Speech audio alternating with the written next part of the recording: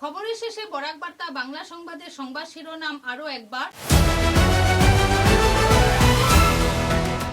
পাথারকান্দিতে mob লিঞ্চিংয়ের ঘটনায় মৈতেই মণিপুরী ব্যক্তিরা জড়িত থাকার ঘটনাকে খণ্ডন করলেন সংগঠনের কর্মকর্তারা। সঠিক স্পষ্টীকরণ দিতে ব্যর্থ মৈতেই মণিপুরী কাউন্সিলের নেতারা।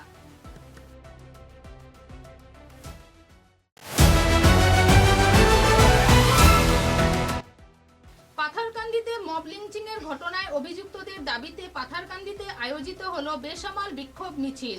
প্রশাসনের আশ্বাসনে আপাতত স্তব্ধ হলো আন্দোলন।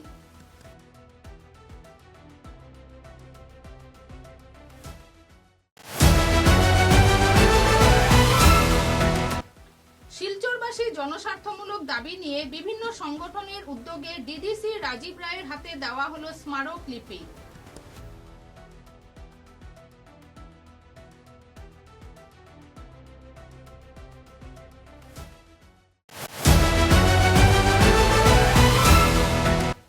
মালবাহী লরিতে চা শ্রমিক পরিবহন নিয়ে উপত্যকা জুড়ে জনমনে তীব্র ক্ষোভ।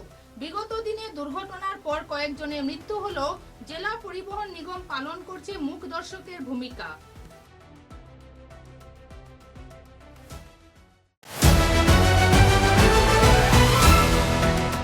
শিলচর শিশুবিতান স্কুলে গাছ থেকে উদ্ধার 9 ফুটের বার্মিজ অজগর সাপ।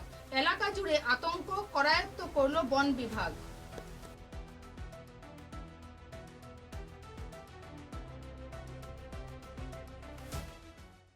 এখনকার মতো বরাক বার্তা বাংলা সংবাদ এই পর্যন্তই। নমস্কার।